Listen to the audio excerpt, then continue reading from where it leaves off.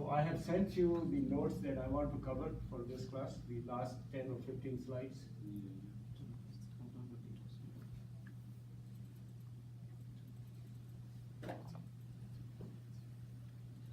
So this is where we start. We have completed the pre-stressing, I believe. So we're going to go to here.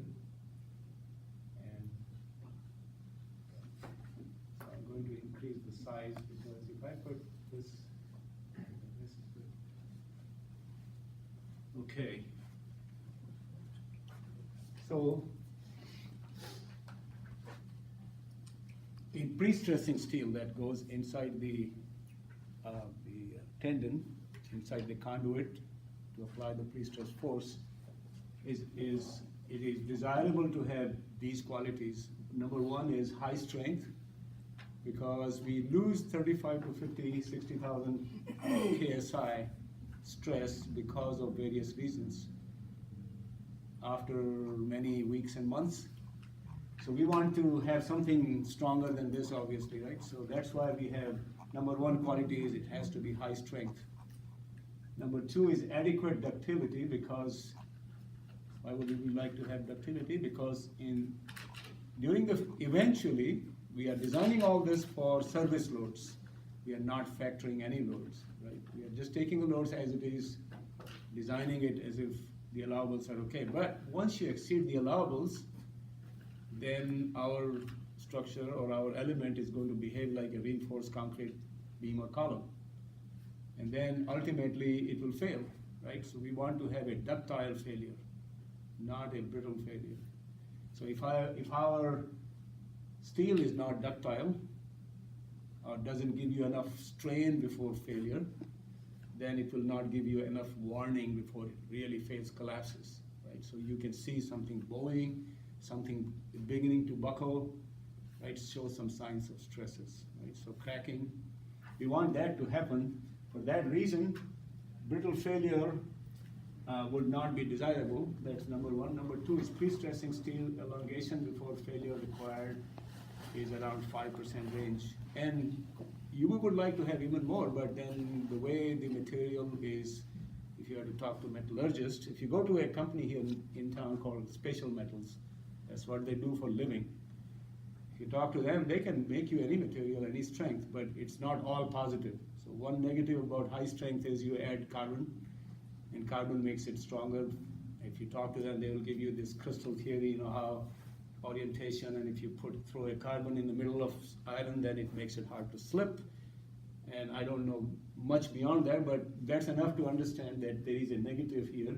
In order to increase the strength, you add carbon, then you make it brittle, then you are not as ductile, right?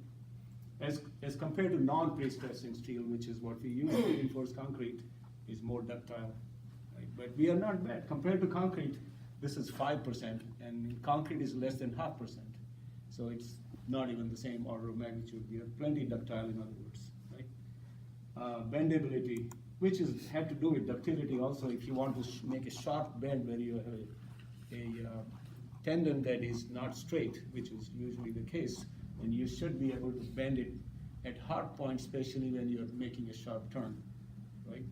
So you want to make sure that you can do all this by having bendability, which again has to do with ductility. If you bend something that is brittle, like a brick or concrete, it will break right away, right? So the brittleness is important. Like if you take cast iron and you try to bend it, it will not bend, right? So we want to be more like a rubber, but that's perfect. High bond.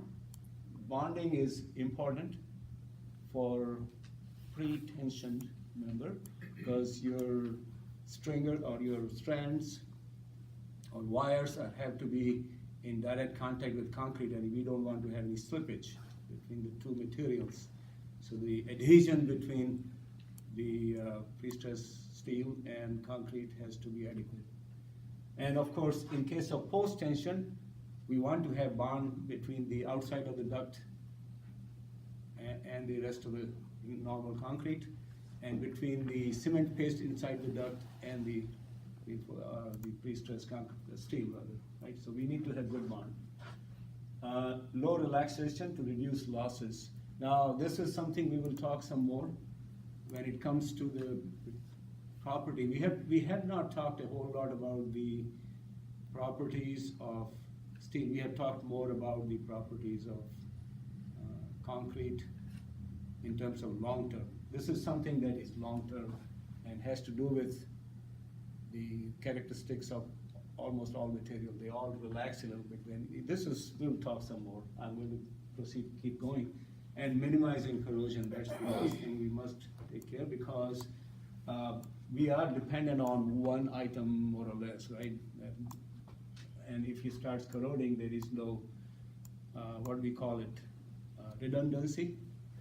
In bridges and all structures, you provide some redundancy for load paths, so that if you fail one load path, there is another one to back it up, right? So when you put an X brace, you have one length that can do job more or less, but you put two so that if one can still take some load, right? Or you put multiple, every 5 or 6 bays of a long building, you put a brace.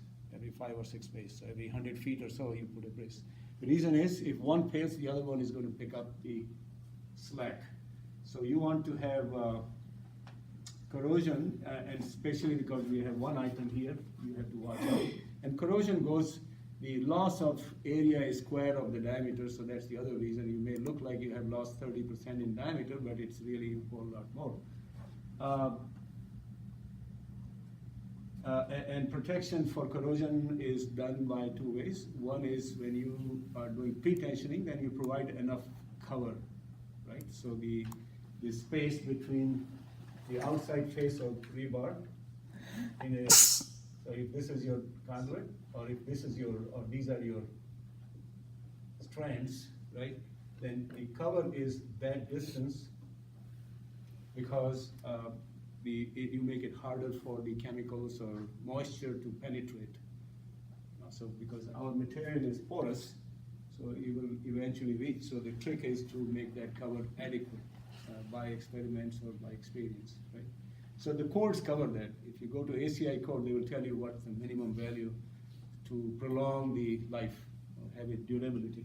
So that's what our desirable properties are, where they come from for pre-stressed or for pre-stressing reinforcement or steel.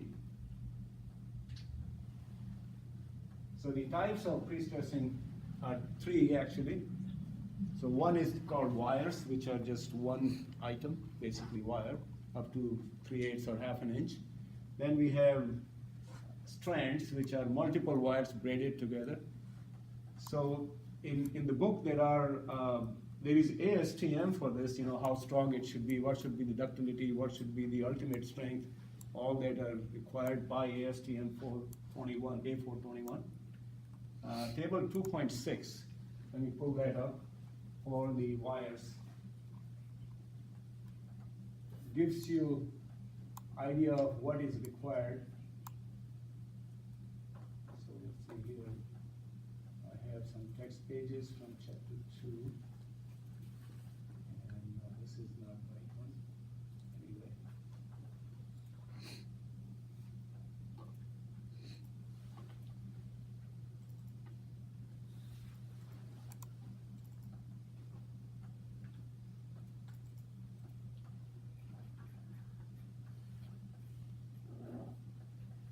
So 2.6 is here somewhere. So these are properties and cross-sectional area for the various diameters. So diameter is up to, like I said, not very high. You can go probably 3/8, but I'm not sure about that even.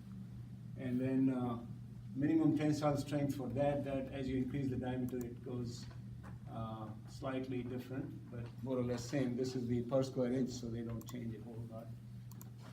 Minimum stress at 1%, that's corresponding to what is so-called yield stress, because our material is not quite following the Hooke's law. So it goes straight and then it slowly goes like this. So at 1%, you just draw a line, and whether it intersects, we call this yield stress, Fy. Okay, so this is the value at 1% extension. So the type B, A, and W has to do with how the ends look like, if they're hooked or plain. That has to do with how do you pull them. Otherwise, the material is still the same. Okay? So it goes up to, say, roughly 5/16 of an inch, 0.276. This is the 7-wire strand, which is the next item. And so let's look at what I had here for my notes in terms of what else we want to discuss, but I'll pull this up here in a second. So this is the other ASTM, which we can look at the summary I have here with me. But it looks like a standard with multiple pages that tells you how to test it and all that. But conforms to ASTM 416. Strands are usually stress relieved to wave it and stress relief so that you can have more ductility, basically. And it affects that, so you stress relieve it. Stress, what is stress relief? You have, when you manufacture and you go through a process, you lock up some stresses, right? So you put it in a certain temperature for a certain duration, and it relieves those stresses, so you don't have any built-up stresses. You have a material with stress, so stress-free to get your properties improved. Sorry. Is it like a shock absorber or something? Mm-hmm. Shock absorber. Shock absorbers is one example, but really what it is if you know about welding in steel, so welding creates stresses, build-up stresses. When you heat up and you cool it down, it locks up stresses. So there is a method by ASME code, I forget the number, where you put it in a high temperature oven, like 800 degrees or something, for several hours. So you build up a tub or some kind of a container or a vessel out of steel, all welded together. So you have a stress that are built up inside it because of the way the heat is expanding and cooling. So ours is a little different. It's not ASME, but there are standards of, I think they raise up to 200 degrees Fahrenheit for so many hours to relieve it. But that's not our focus. Our focus is that we prefer stress relieving to improve the properties, right? That's our business. So I have told you this before. You could have two strands just wrapped around like a helix against each other, or you could have single. So two separate wires could be like this, or you could have three. Again, they are braided together in helix, so you can see one item. Or more commonly, you have 7 where you have one surrounded by 6 slightly smaller bars, like a flower, right? And then there are two kinds of arrangement. One is normal and one is called compacted. So when you have a compacted, then you take the same arrangement and you just mechanically compact it to have less porosity, if you will, right? So your gaps are smaller and you occupy smaller cross-sectional area, so you can use smaller ducts to place your material through, right? And you get better cross-sectional area for the same diameter, effective cross-sectional, net cross-sectional area, right? So gross is still the same. Half inch is half inch, but remember in your example you have 0.153 for area, it may be 0.185 or something. We can look at the tables. So let's look at the your book has a the textbook has a there. So this is the compacted one on the right hand side. So this, you take this and you compact it in this shape. So now your area is, for the same diameter, is more denser and more net cross-sectional area, right? The hollowness is reduced, right? So that's the purpose. This is placement ease, basically, right? And so in this case, we have 2 grades. Actually, there is plenty of 300 grade is available now, but this is the most common. This one is most common, really, still. But 300 is still available. Which one is most common? 270. That's what you had for your example, right? This is the ultimate strength, 270, right?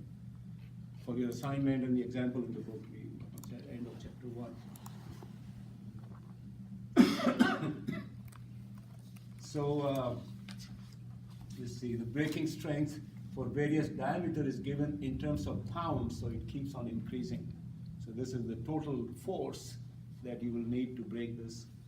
And then This one is nominal steel area of strand, so 0.144 and 0.153 slightly different.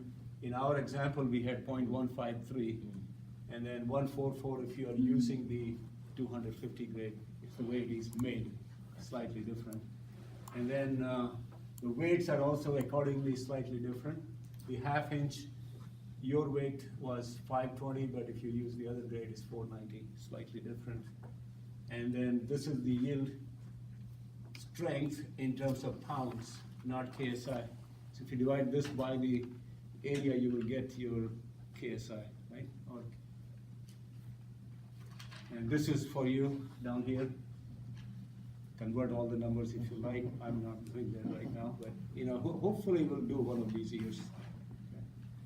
There is a movement towards this. I'm getting along. Right. These are numbers. For ease, I'm doing it, but you are right. We need to keep track of. This graph shows how the yield stress is generally calculated. You draw a vertical line at 0.01, which is 1%, and where it intersects, you get your value of the stress that you're defined as the yield. In other words, you have locked in some stress. So you go up here, and you unload, you'll come down and lock up some strain. You will not come back this path, right? You will come back by the slope of the material, so it's not going to be, you know, you will lock in some stress as you go through cycles, which is okay because it is low enough that by experience we can tell it's not going to have any cyclic issue. All right. Let's see where we are on this one then. Right, so there is, oh yeah, I was going to show you the compacted part and I forgot. There is a cross-section area. And there is an area that, where was it? Somewhere there is an area for compact and non.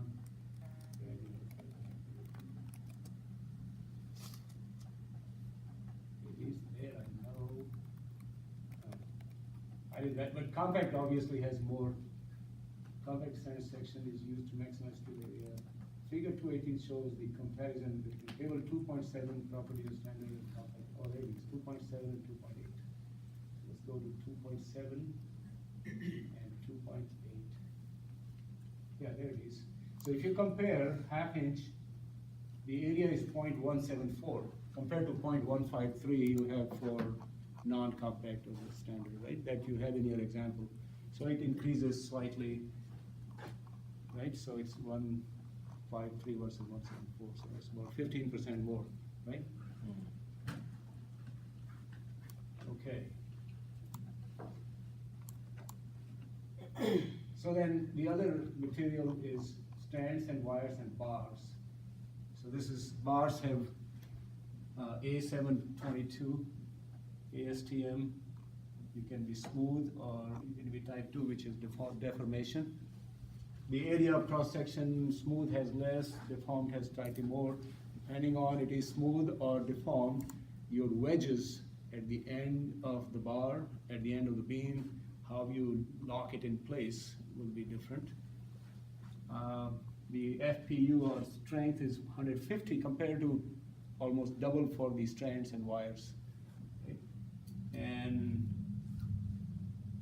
so FPY of 85% of FPU for smooth bars and 80% for deformed bars.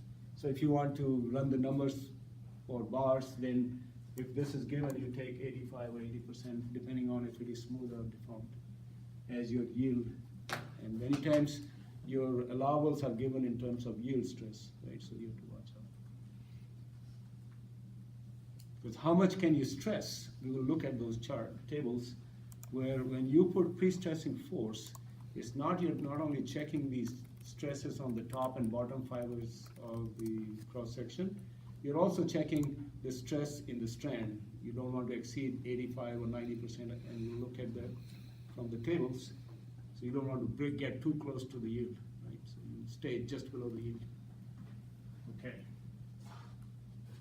And then 2.9 shows the geometric properties of bars in 3/4 to 133/8 of inch diameter. They are obviously a little bigger because the allowables are so, the strength is lower, right?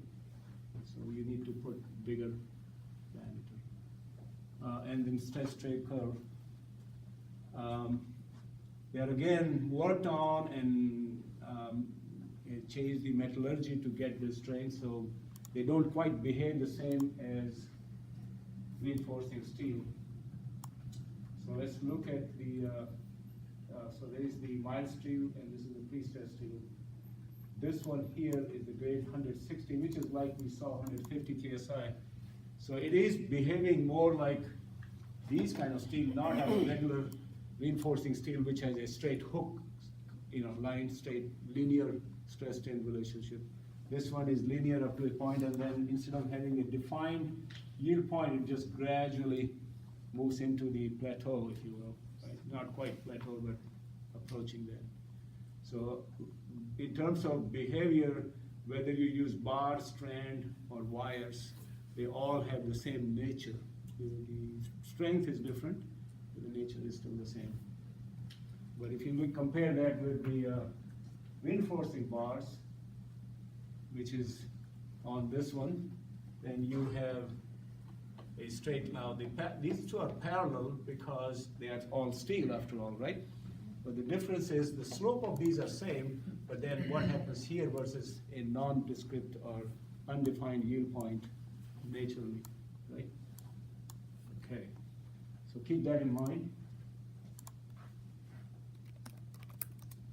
Okay.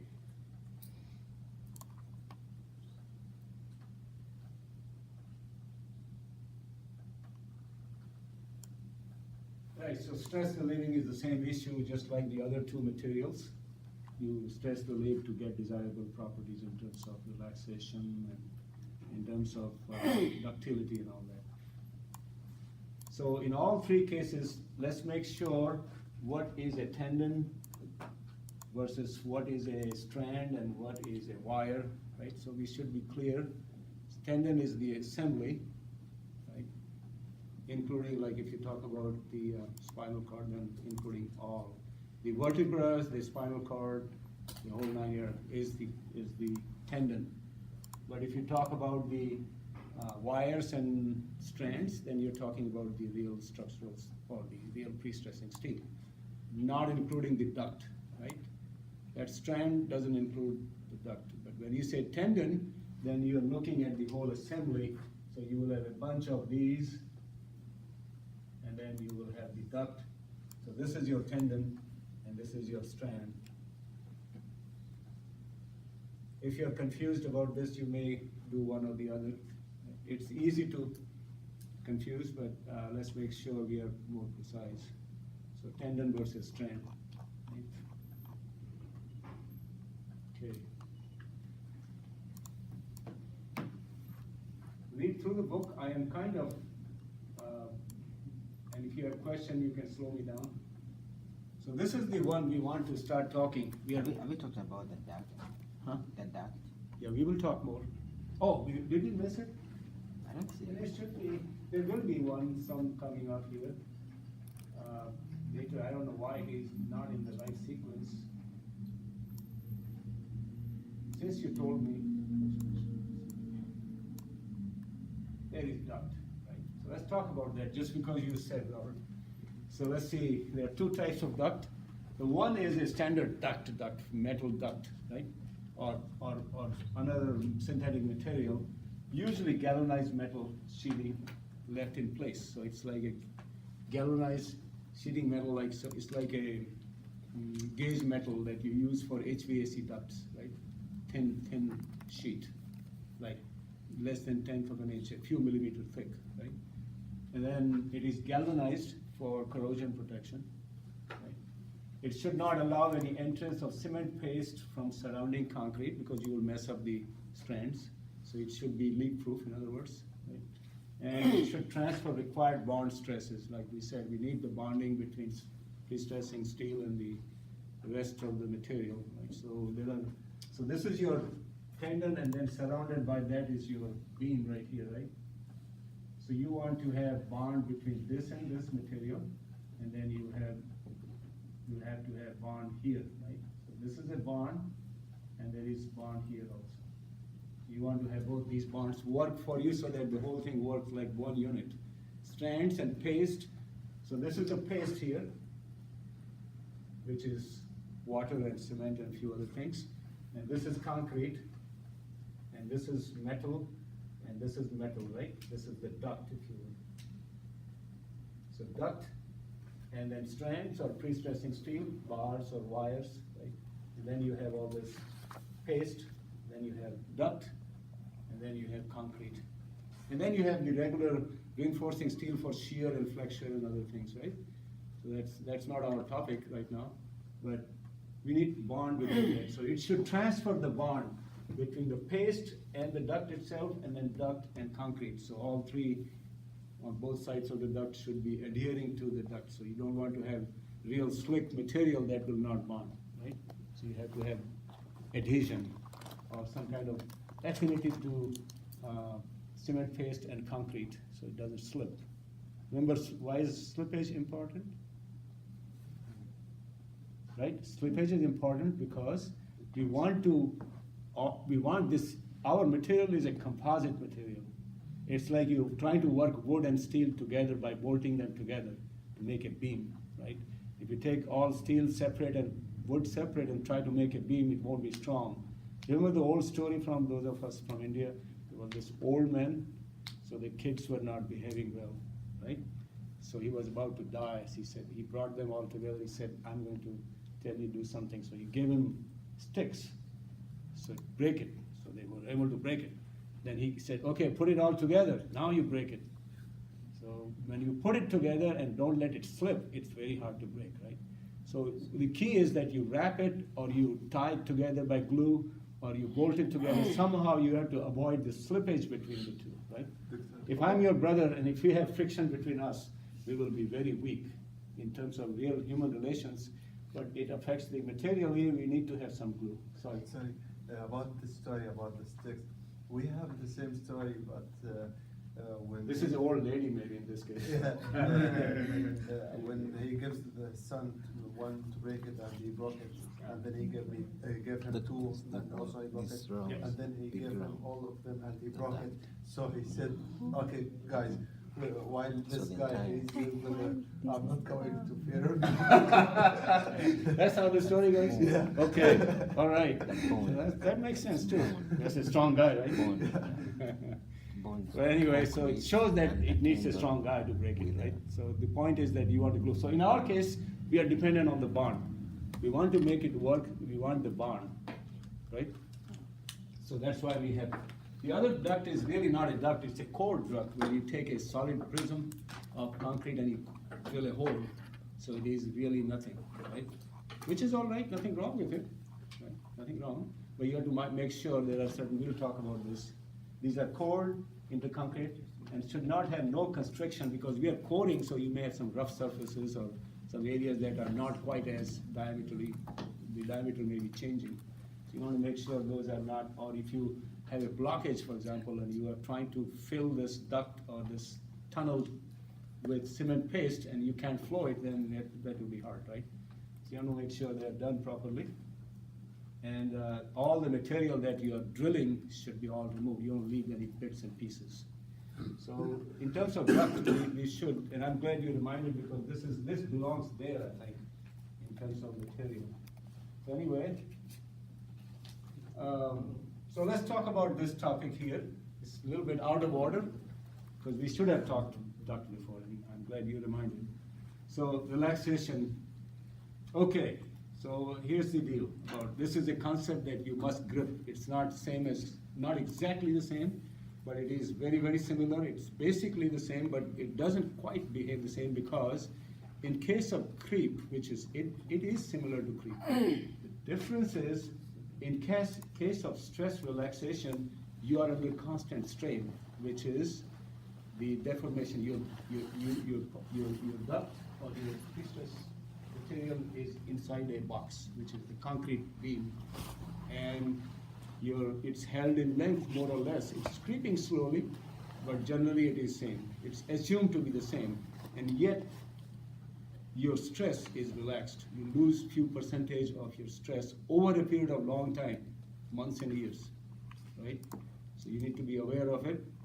So relaxation in prestressed steel is identical to creep and concrete. The difference is change in strain happens in case of concrete, where you're applying a load, so it is shortening in length constantly, reducing in length, right? That's the creep.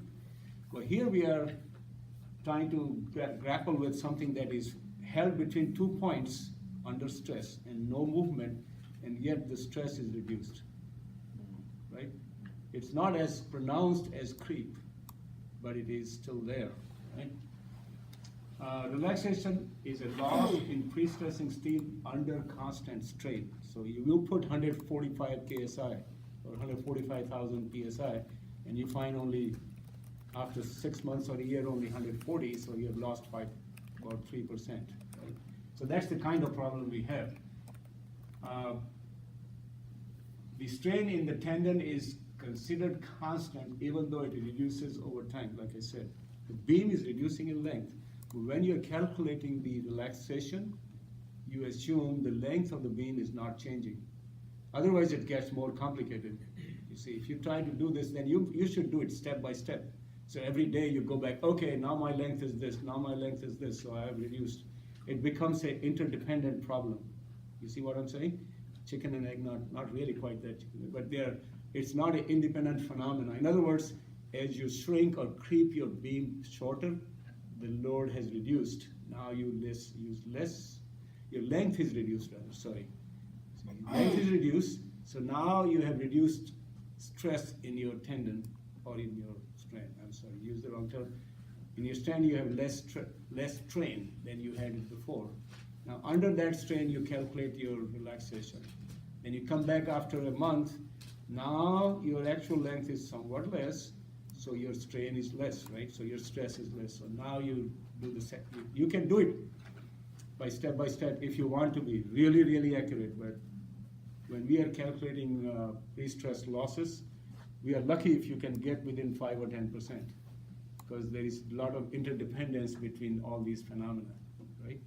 So this is interdependent issue, relaxation and creep and shrinkage, but we isolate it for calculation purpose, as if they don't happen together, right? Okay, so think about what I just said. This is dependent on the creep of concrete, and yet we assume the creep is not happening, right? Okay, because we have the nice, beautiful formula that generally takes care of that, right? Because of data fitting from experiments, right? But the phenomena has to be understood, or you will mess it up. Right? If you don't understand the phenomena, you will end up using the wrong expression, even though it is an open book test or you're working in an office and you're messed up, right? So, alternative explanation for relaxation is the steel is stretched and held at a constant length, right? So I pull the steel like a spring. You pull the spring, you stretched it. Now you're holding it, right? Now it's beginning to creep as if it is really creeping, which it is. It's rearranging the crystals basically. So it's creeping, right? So strand develop creep strain under tensile stress. So it's developing the creep strain, but it's not visible, right? The strain is not happening because you're holding it between two abutments which are not moving, right? So the total strain remains. What we are doing is the strain that we had in the beginning when you stretch it first time, we can call that elastic strain, unless you have gone over Fy. Because we are stretching it below the yield stress, right? So our strain is elastic. In other words, if I relieve it, it'll go back to what it was in terms of length, right? So if you stretched from 100 to 105, for example, so you have put elastic strain of 5%, let's say, for example. Now you hold it and the material is creeping. So the total strain now is still 5%, out of which 1% or 2% is creep. Then the elastic strain is less by that. So elastic strain, what was 5%, has become 4% or 3%. And the remaining 1 or 2% is the creep. That has creeped in, rather, without you realizing. You think the strain is still the same strain, but now the strain after 5 years or 5 months is really partly creep strain and partly Hookean strain, or what will be elastic strain, right? So you could look at the creep or relaxation like that. Then then calculate based on that. You can calculate based on your Hookean or elastic strain, you can calculate what is the remaining stress, right? Because you lost some of the elastic strain, so there is a corresponding stress for elastic connected by the modulus, right? Young's modulus. So you can directly connect once you know the elastic strain. So that's the idea. The idea is that you find your elastic strain by taking out the creep in this view. And then you say, okay, my elastic strain is this much, and now what is my corresponding elastic stress? By multiplying by 29,000 KSI in case of steel, right? Okay. So here's the expression then. This is all theory, but there is a very simple formula, which is for stress relief steel, loss of steel stress due to relaxation. If you hold the strand or the wire under constant length, over a period of time t in hours, the delta FR, which is the change in stress because of R, because of the relaxation. Delta is the change, F is the stress, R is the relaxation. So change in stress due to relaxation. So if you look at delta F, something else, that means it is the change in stress for some other phenomena, in this case, R for relaxation, right? So delta FR is FPI, which is the pre-stress you applied on your steel, the initial pre-stress, right? Which is 189 KSI, something in that range, right? So that's the stress, and then log of T divided by 10. This is for stress relief steel. This 10 belongs to that. And then in bracket FPI divided by FPY. Why is that?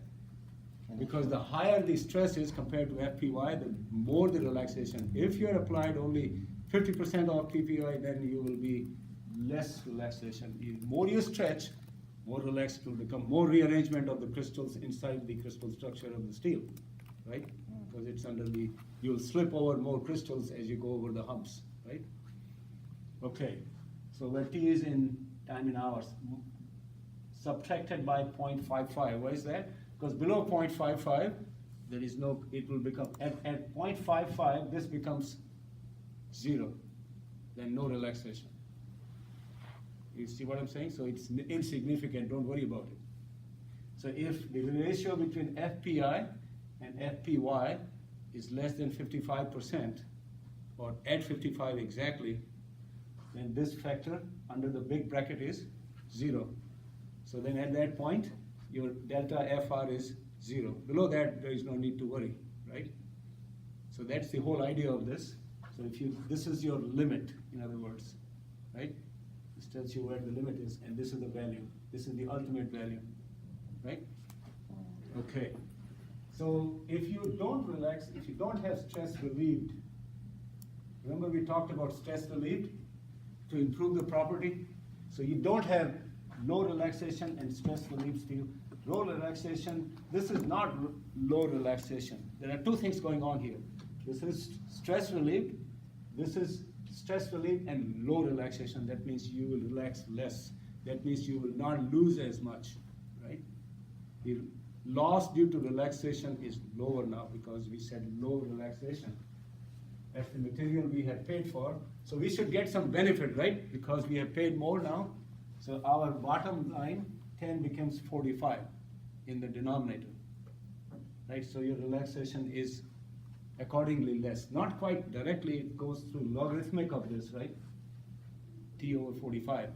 So it's not quite 1/4 really, but it is less, right? And then the remaining is same. This part and this part is identical. In other words, if you're less than 55% of yield, then you don't worry about relaxation in both cases, right? Okay, so figure 219 shows basically that.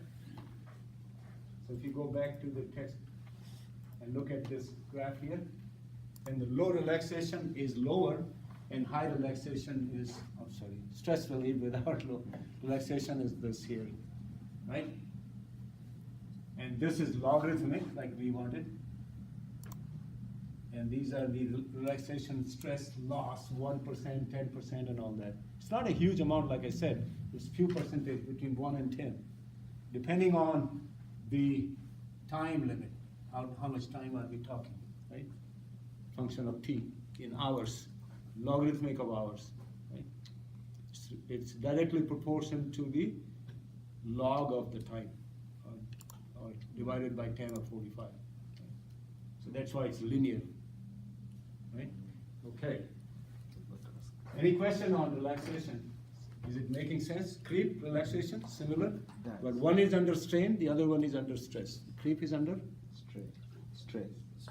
stress. And relaxation under constant strain. That's constant strain versus constant stress is the main difference. Right? Otherwise, we are similar in a way, time dependency. Right? Long-term problem. The graph already. Creep is bigger though. Sorry. The graph is logarithmic. Logarithmic on the horizontal axis. Yes. Okay. It's a semi-log plot, if you will, right? Linear on vertical and log on the horizontal. Right? Many natural phenomena are like this, right? Okay, let's take a few minutes break, and then I will come back. Anybody else has questions on assignment or quiz? Okay. So you had a question. You had a question? Okay. Let me take care of this one first. Yeah.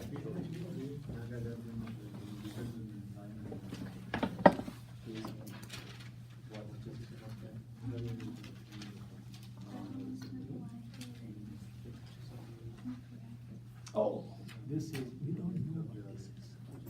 This is for 9:30 is for the final conditions.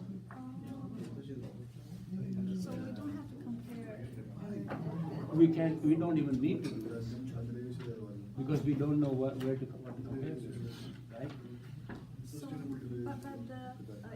That was not the question. It said, how many strands do you need in this case? And they didn't give you these, so you don't need to worry about that. We don't know, it may be whatever. It depends on the initial conditions, which we don't know. What was the strength of concrete? We don't know.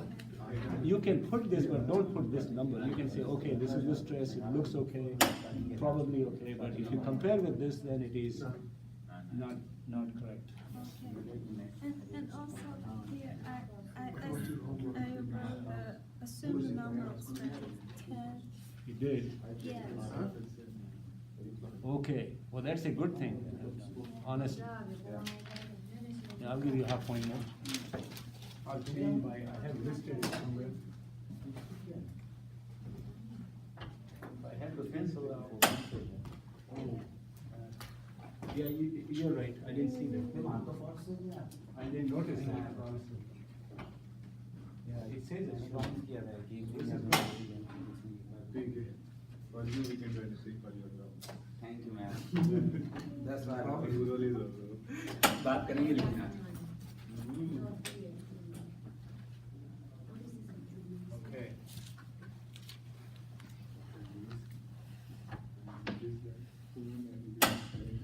And also, I want to ask, where is the duct? This circle is the duct. It's circle, but what is the bar? This is the strand. Yeah, This is the other strand. yeah. Or you could have bar in place of strand. Bar? Yeah. Oh. Or you can have a wire in place of strand. You mean the whole? Yeah, you can put 2 or 3 bars here. Mm. So instead of this, you could have bars like that. Oh, okay. They're bigger diameter, strands are smaller. And the bond? Huh? Is that bond? The bond, Yeah, bond. yeah, you need a bond between the bar and the paste. Oh. So the bar should not be, Slippery. yeah, it should not be coated with epoxy, or Oh. it should not be smooth or greased Okay. or something like that.